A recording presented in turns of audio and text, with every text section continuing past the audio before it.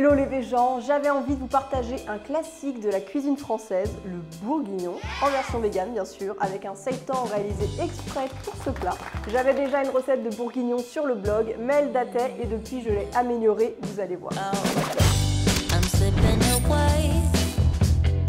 Bon, je sais d'avance qu'il y en a qui vont me dire « Mais dans ce cas, faut pas appeler ça un bourguignon, et blablabla, et blablabla. » Mais je rappelle que dans ce plat, ce qui est bon, c'est le vin, les aromates, les textures et les légumes. Et donc oui, c'est tout à fait possible de le faire avec du seitan. On va pas s'amuser à sortir des mots à la con et tout renommer. Enfin, excusez-moi, mais j'ai pas de temps à perdre avec ça. Et quand vous cherchez une recette de bourguignon vegan sur le net, et bien justement, vous tapez ça. Hein, vous tapez pas des carottes marinées avec un vin sans intrants d'origine animale. Je remercie Samoura d'avoir sponsorisé cette vidéo. Il y a quelques semaines, je vous parlais de l'importance d'avoir des bons ustensiles à la maison, notamment des couteaux. Et depuis peu, j'ai découvert Samoura, qui est une marque de couteaux qui s'adresse aux cuisiniers passionnés ou aux professionnels. Ce sont des lames japonaises qui coupent extrêmement bien. J'ai peur. Chaque couteau est fabriqué à partir des meilleurs aciers japonais. Il est designé pour avoir une ergonomie parfaite et un super tranchant. De plus, 90% du processus de fabrication est réalisé à la main. C'est peut-être utile, mais petit arrêt sur la beauté des couteaux, s'il vous plaît. Avec ça, de quoi nous motiver à faire des bons plats véganes. Je vous mets toutes les références de mes couteaux chouchous en barre d'infos, ainsi que ce blog qui est très pratique. Et on commence tout de suite par réaliser notre seitan. On commence par mixer des haricots rouges, des champignons secs que j'ai préalablement réhydratés. Donc une partie de l'eau de trempage, je l'ai utilisée pour mettre dans mon bouillon de légumes, du miso brun, de l'huile d'olive, du tamari, 50 ml de vin et le fameux bouillon qui est donc un mix entre de la poudre ou un cube de bouillon de légumes et l'eau de trempage des champignons. Maintenant, on vient mélanger nos ingrédients secs avec premièrement du gluten de blé qui est l'ingrédient phare du seitan qu'on trouve en magasin bio très facilement, de la levure maltée, du paprika, alors du paprika doux et un petit peu de paprika fumé si vous avez. On remue bien tout ça. On fait un petit puits et on vient mettre nos ingrédients liquides dans nos ingrédients secs. On va venir malaxer tout ça pour former une pâte. Alors moi j'aime bien le faire au robot pendant 8 minutes pour bien resserrer la fibre, mais vous pouvez le faire tout à fait à la main.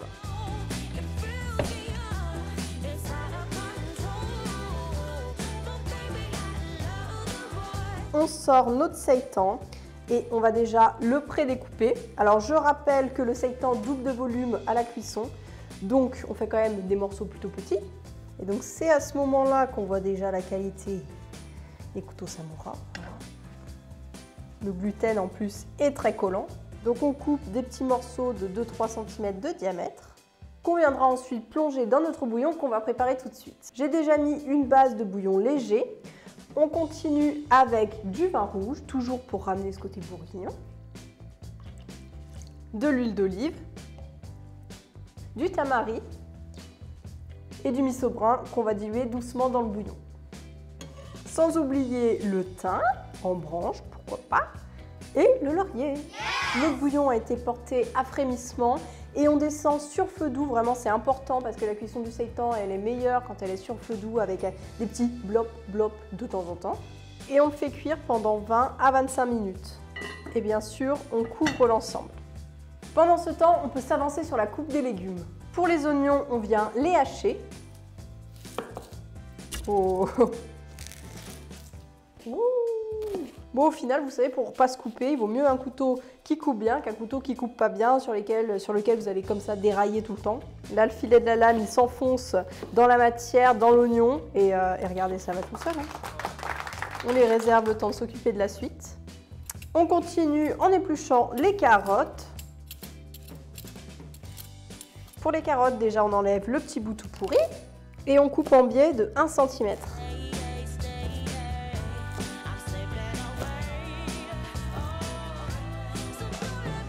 On vient presser notre ail, alors soit une grosse gousse comme ici, soit 2 gousses. Bon, bien sûr, j'utilise le dos de la lame pour racler le presse-ail. Hein. On termine la coupe des légumes par les champignons. Alors déjà, on enlève le petit bout du pied et on les coupe en quartiers. C'est ce qui va très bien dans le bourguignon.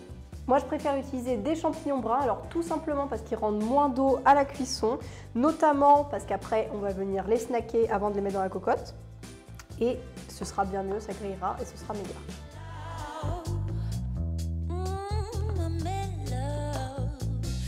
Une fois votre seitan cuit, soit vous le réservez au réfrigérateur dans son jus ou alors même ça se congèle très bien. Comme ici on va l'utiliser tout de suite, eh bien on le réserve sans son jus parce qu'on va venir le griller. Regardez-moi déjà ces beaux morceaux de seitan, ils sont bien colorés pour le bourguignon. Pour griller notre seitan, on va le faire revenir dans la poêle avec 3 cuillères à soupe d'huile neutre résistante aux températures. Donc sur feu fort, on dépose notre seitan et on le laisse saisir pendant 5 minutes.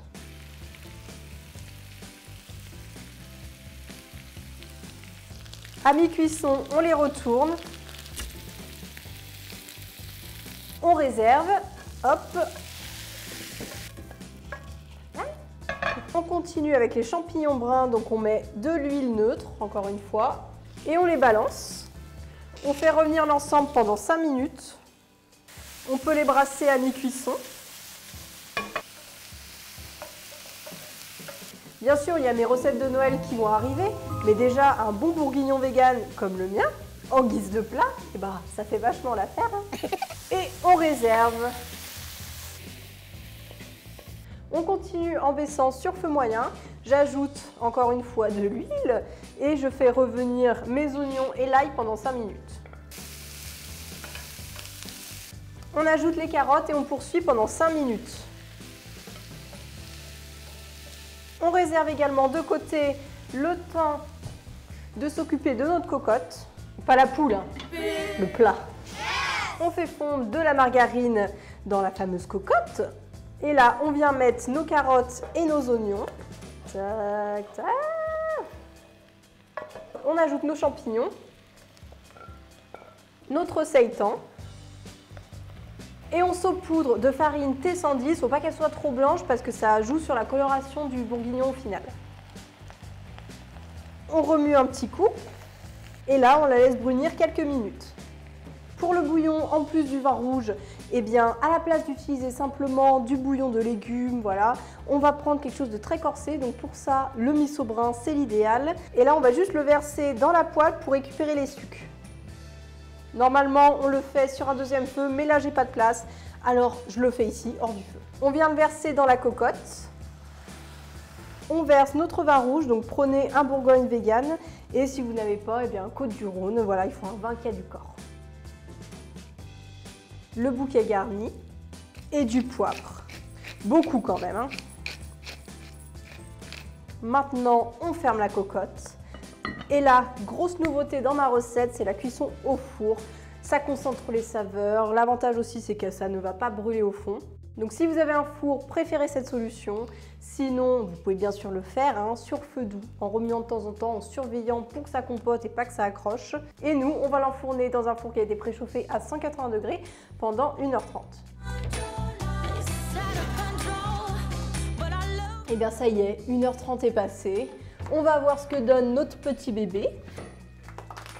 Regardez-moi ce jus. Oh là là, cet enrobage.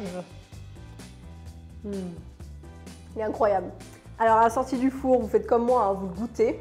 Et pour le rendre encore plus incroyable, j'ai un petit secret qui va vous surprendre, je pense. Un carré de chocolat noir qui va apporter une dimension un petit peu différente, qui va enrober encore l'ensemble. Enfin, testez et vous m'en direz des nouvelles. Donc préalablement, je l'ai quand même haché grossièrement et je vais le disposer un peu autour. Avec la chaleur, il va vite fondre. Donc, bien sûr, on remue pour que le chocolat se répartisse de partout. Le bourguignon vegan, hein, c'est comme le vrai bourguignon, il est encore meilleur le lendemain. À côté, vous pouvez l'accompagner de tagliatelle. Moi, ce que j'aime bien faire sinon, c'est prendre des petites pommes de terre et les mettre en chemise avec le papier d'aluminium, un petit peu d'huile d'olive, du sel, du poivre au four à 200 degrés pendant 45 minutes, 1 heure. Et vous avez des petites pommes de terre fondantes. Pour le dressage, on dispose nos pommes de terre dans une assiette. Et bien sûr, la star du plat, le bourguignon vegan. Et voilà, c'est un plat qui est assez long à faire, mais une fois que vous l'aurez goûté, vous serez très content du résultat. J'espère que vous serez nombreux à le faire, j'ai hâte d'avoir vos retours sur les réseaux sociaux. Je suis sûre qu'une fois que vous l'aurez fait, ce sera un classique chez vous, comme les lasagnes, comme la tartiflette que je sais que vous adorez. Vous n'avez que l'image, mais je vous assure que ici, l'odeur a embaumé tout le studio. Pensez à vous abonner, à partager, à cuisiner et on se dit à bientôt pour de nouvelles aventures vegan.